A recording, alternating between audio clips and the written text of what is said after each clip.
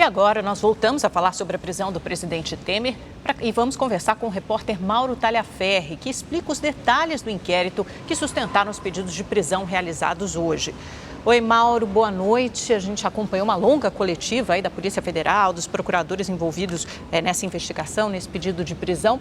Conta pra gente os detalhes dessa investigação e também como operava, supostamente, segundo o Ministério Público, esse esquema que operava e distribuía propinas. Boa noite, Amanda. Boa noite, Boris.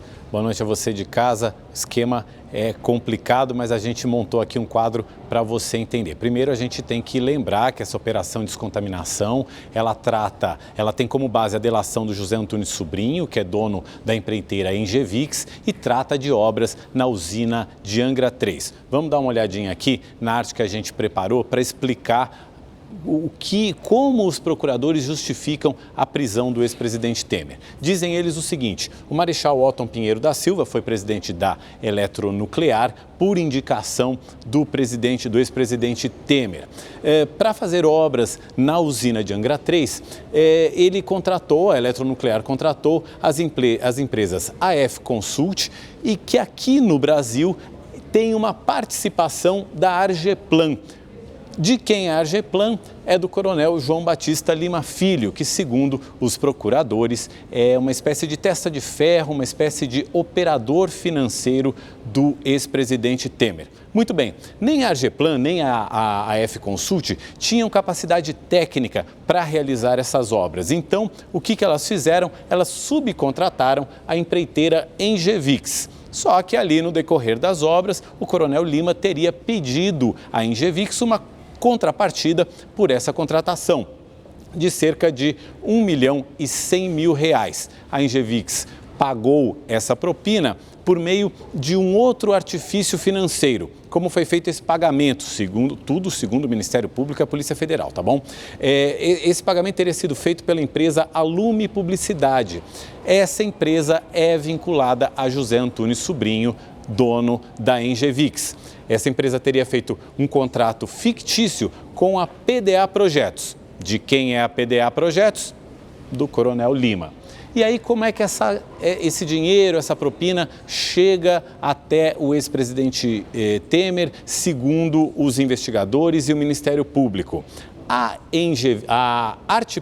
Argeplan, onde é que ela está? A Argeplan, está aqui embaixo, fez uma reforma no valor de R$1.600.000 no apartamento da Maristela Temer, que é filha do ex-presidente Temer. Segundo os investigadores, boa parte desse valor veio dessa propina que foi paga indiretamente pela Engevix. Agora, a gente vai mostrar aqui num próximo quadro que, segundo os investigadores e o Ministério Público, esse é apenas um dos esquemas em que essa organização estava envolvida. Segundo eles, trata-se de uma organização criminosa que atua há cerca de 40 anos e que tem 3 núcleos. Tem um núcleo político que é comandado pelo MDB, também um núcleo financeiro e um núcleo administrativo. O que essa organização, na visão dos investigadores, fazia? Nas localidades onde o MDB estava no comando, estava no governo, eles usavam irregularidades em licitações, contratações superfaturadas. Tudo isso a gente está falando de obra pública, também lavagem de dinheiro, contratos fictícios, uso de notas frias, empresas de fachada, offshores, ou seja, parte desses recursos teria ido também para o exterior e, segundo os investigadores e os procuradores, essa organização criminosa, ao longo de todo esse tempo, eles estão falando aqui de 40 anos, essa organização teria movimentado entre propina que recebeu, propina que pediu e propina que ainda está prometida para receber, R$1.8 bilhão. Agora, na entrevista coletiva de hoje, os procuradores não souberam exatamente dizer de onde veio esse dinheiro. Dizem eles que na peça da acusação isso está mais destrinchado. Agora, como a gente vai ver a seguir, todos eles foram categóricos em afirmar que o ex-presidente Temer era o chefe dessa organização criminosa. Veja só. É uma organização criminosa que está atuando até os dias de hoje, chefiada por Michel Temer e que tem contratos diversos com o poder público, manteve contratos diversos com o poder público, paralelamente à atuação de Michel Temer em cargos públicos, editando atos em benefício do setor privado. Essa é a tônica da organização criminosa. É a escolha de pessoas preparadas ou não, tecnicamente, para assumir postos chaves em empresas públicas, para que após pudessem retornar propina em prol da organização criminosa. O presidente Michel Temer era o líder dessa organização, e isso a gente levantou não só com base na nossa investigação, mas como em outras investigações que geraram inclusive denúncias. É inimaginável que você tenha prisão de pessoas com o fim de debelar uma organização criminosa e aquele que é indicado como seu líder pudesse permanecer solto. Eu me referi há pouco ao Otton Pinheiro da Silva como marechal, mas na verdade ele era almirante.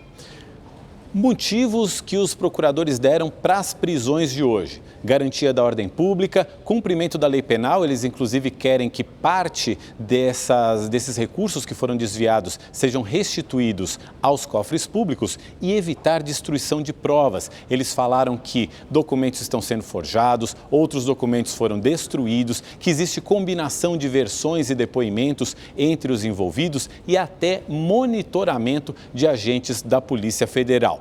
O COAF, que é a entidade que controla as movimentações financeiras no Brasil, teria, segundo os investigadores, detectado uma tentativa de depósito de 20 milhões de reais em espécie na conta da Argeplan em outubro de 2018. E isso, para os investigadores, indica que essa organização continua atuando, e isso seria mais uma justificativa para as prisões de hoje. A gente lembra que existem contratos de obras públicas que ainda estão em vigor e haveria promessa de pagamentos de mais propinas para os envolvidos. Neste caso, foram as justificativas dadas pelos procuradores e pelos investigadores da Polícia Federal, Amanda e Boris. Muito obrigada, Mauro, pelas suas explanações.